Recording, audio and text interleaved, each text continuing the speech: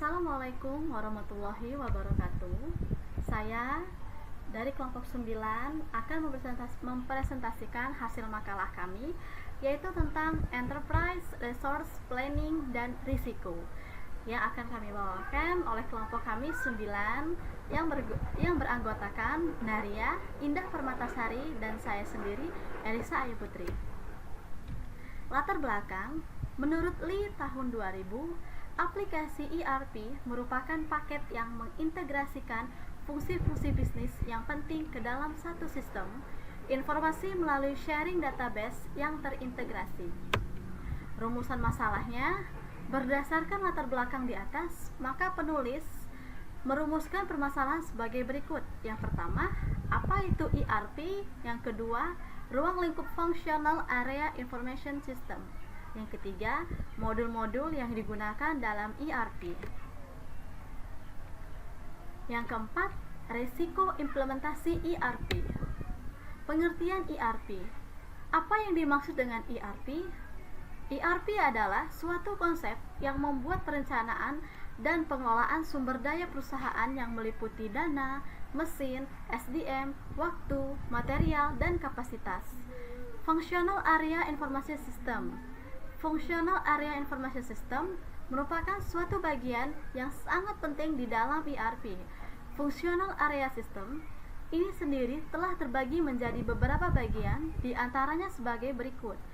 Pertama, marketing dan sales. Kedua, supply chain management. Yang ketiga, accounting and finance. Yang keempat, human resource atau HR. Modul yang digunakan dalam ERP. Yang pertama adalah keuangan, kedua penjualan dan distribusi, ketiga produksi, keempat sumber daya manusia, kelima pemeliharaan sarana produksi, keenam manajemen kualitas, ketujuh material manajemen. Resiko implementasi ERP. Dalam melakukan implementasi ERP, terdapat beberapa risiko yang dapat ditemui, yaitu 1. Kegagalan implementasi ERP kebanyakan dikarenakan masalah dalam budaya perusahaan yang belum menerima proses ini, sehingga akan ada penentangan terhadap sistem karena setiap orang dalam organisasi lebih mengenal sistem atau proses lama. Hal ini juga disebabkan karena data yang harus diisi lebih banyak dibandingkan dengan saat menggunakan sistem lama.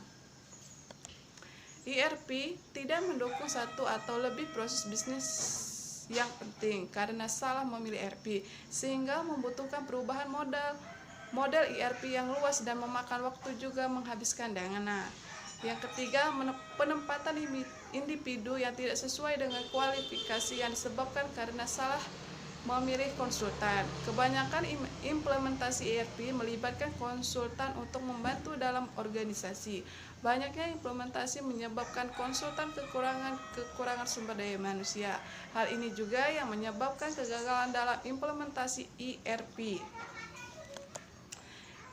Yang ketiga, biaya juga merupakan salah satu risiko yang dapat menyebabkan kegagalan dalam implementasi ERP. Jumlah biaya yang diabaikan sering kali melebihi yang diperkirakan. Misalnya, dalam pelatihan biaya yang dikeluarkan dapat melebihi biaya yang dianggarkan. Pengujian dan penyatuan sistem serta konversi basis data yang memerlukan biaya yang besar, sedangkan manfaatnya tidak dapat dirasakan dalam jangka waktu yang pendek. Sistem ERP. Yang terakhir adalah sistem ERP yang dapat mengacukan operasi perusahaan yang disebabkan karena ERP terlihat asing dibandingkan dengan sistem lama, sehingga membutuhkan waktu lagi untuk menyesuaikan dan memperlancarkan proses implementasi. Studi kasus ERP di PT Wismilak Inti Makmur. PT Wismilak Inti Makmur memiliki 17 kantor cabang, 5 stok poin, dan 20 agen yang berlokasi di berbagai provinsi di wilayah Indonesia.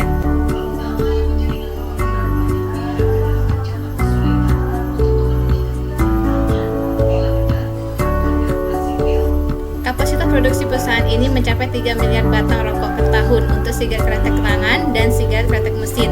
Produk perseroan saat ini mencapai SKT galon kretek slim, Wismilak spesial, dan Wismilak slim. Produk yang lain yaitu SKM Wismilak Diplomat, Galon Mil, dan Diplomat Mil.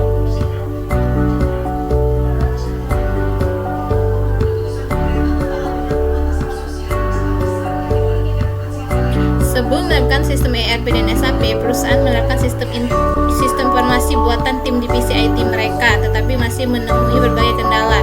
Sistem perusahaan harus saling terkoneksi dan terintegrasi di masing-masing lini usaha kami, yaitu dengan memberikan informasi secara real time termasuk dalam pengolahan data.